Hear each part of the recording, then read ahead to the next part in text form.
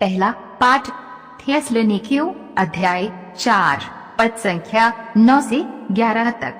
भ्रातृ प्रेम के विषय में आप लोगों को लिखने की कोई आवश्यकता नहीं, क्योंकि आप लोग ईश्वर से ही एक दूसरे को प्यार करना सीख चुके हैं और सारी मकेदुनिया के भाइयों के प्रति इस भ्रातृ प्रेम का निर्वाह करते हैं। भाइयों, मेरा अनुरोध है कि आप इस विषय में और भी उन्नति करें। आप इस बात पर गर्व करें कि आप शांति में जीवन बिताते हैं और हर एक अपने अपने काम में लगा रहता है। आप लोग मेरे आदेश के अनुसार अपने हाथों से काम करें। यह प्रभु की वाणी है।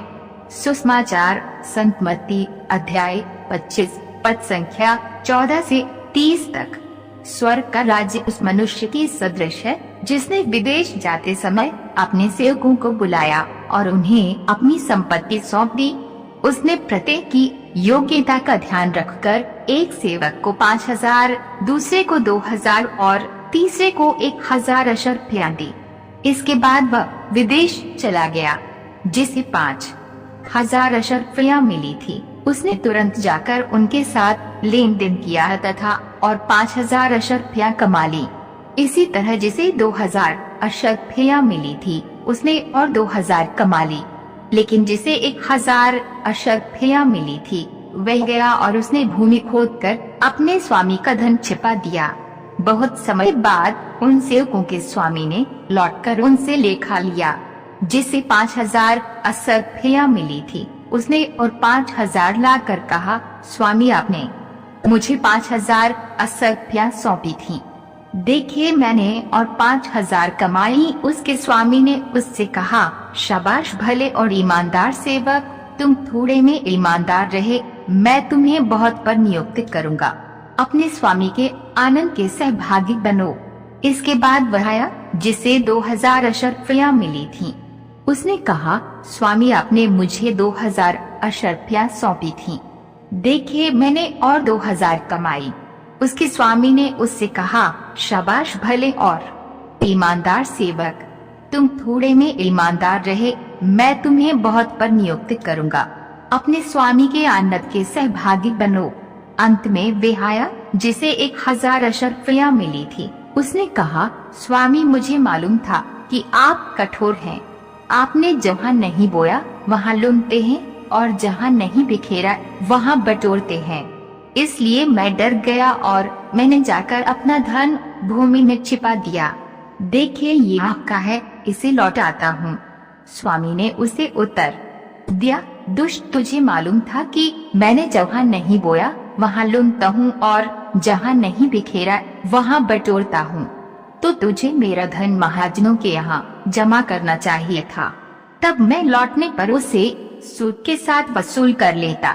इसलिए 1,000 अशर्फियाँ इससे ले लो और जिसके पास 10,000 हैं उसी को दे दो, क्योंकि जिसके पास कुछ है उसी को और दिया जाएगा और उसके पास बहुत हो जाएगा। लेकिन जिसके पास कुछ नहीं है उससे वे भी ले लिया जाएगा जो उसके पास है।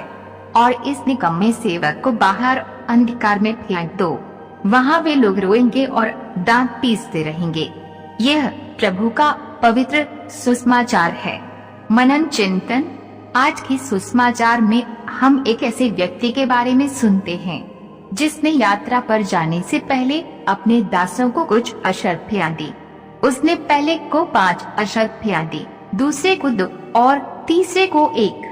उन्हें उनकी क्षमता के अनुसार अशर्फियाँ दी गयीं। उनसे उन अशर्फियाँ के साथ व्यापार करने की अपेक्षा की गई थी।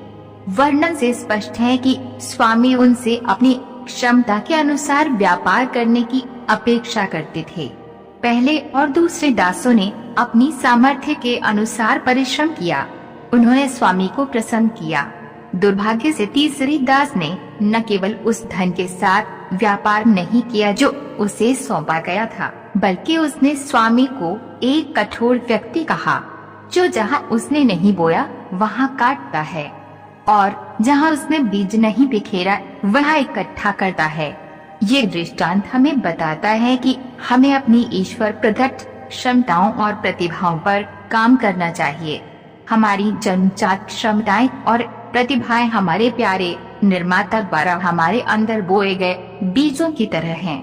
वे चाहते हैं कि हम उन प्रतिभाओं और क्षमताओं पर काम करें ताकि हम उन्हें अपने और दूसरों की भलाई के लिए विकसित कर सकें। बहुत बार हम दूसरों के साथ अपनी तुलना करने की प्रवृत्ति रखते हैं और हमें जो कमी है उसके लिए ईश्वर और दूसरों को दोष मानते हैं।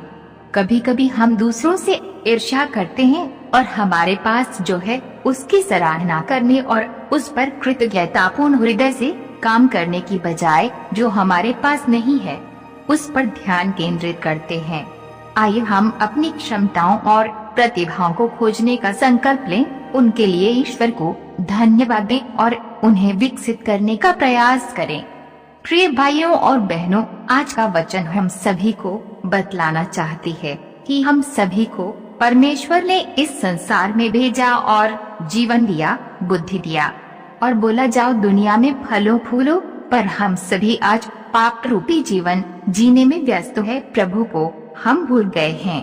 हम जीवन जीने के कई तरीके अपनाते हैं और परमेश्वर ने जो हम सभी को जीवन जीने का तरीका बताया, हम सभी उसको अपने जीवन में नहीं अपनाते हैं। अगर ऐसा रहा तो हम सभी परमेश्वर के राज्य में उसके आनंद में सहभागी नहीं हो पाएंगे। हम सभी कोने में रख दिए जाएंगे और दांत पिसते रहेंगे।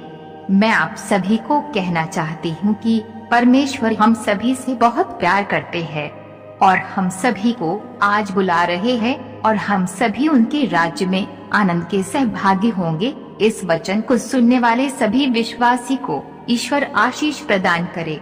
आप